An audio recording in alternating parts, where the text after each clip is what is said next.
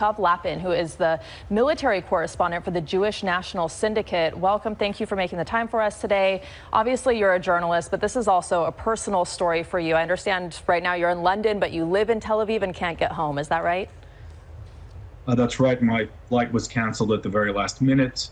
I was able to fly my wife and one child that I had in Israel here to the UK to join me and my other two children.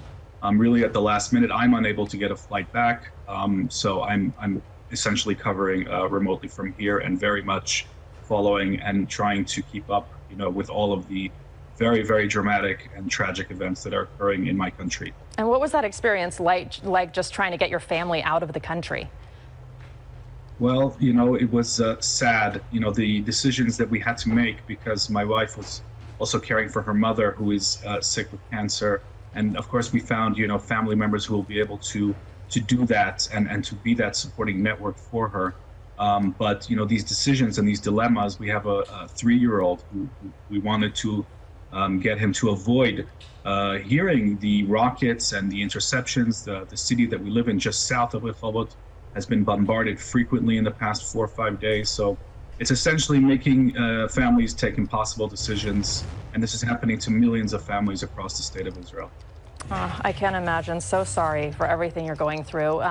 Israel has now pledged a complete siege of Gaza. That means no medicine, no electricity. Hospitals are already overwhelmed. There's nowhere for these civilians to go. Hamas has also said it's going to kill hostages every time Israel carries out an unannounced attack in Gaza.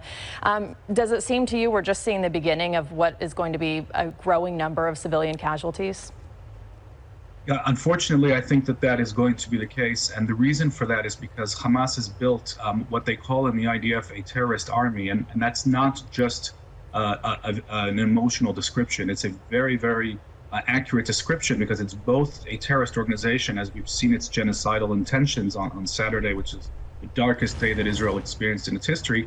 And it's also an army. It's hierarchical. It's split up into battalions and brigades, and it's embedded into the heart of Gaza's civilian neighborhoods. So the residential buildings are used as command and control centers and rocket launchers.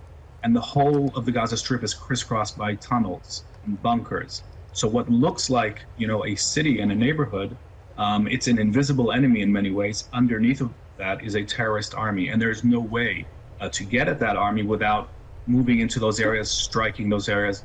And therefore, there's no way that Gaza civilians will not be affected. But the IDF will be, I assume, making every effort it can to avoid as much as it can this collateral damage. All right. Well, I'm so sorry we're out of time. We could go on with you forever, but I wish your family well. And of course, our thoughts are with everyone in Israel. Thank you for joining us.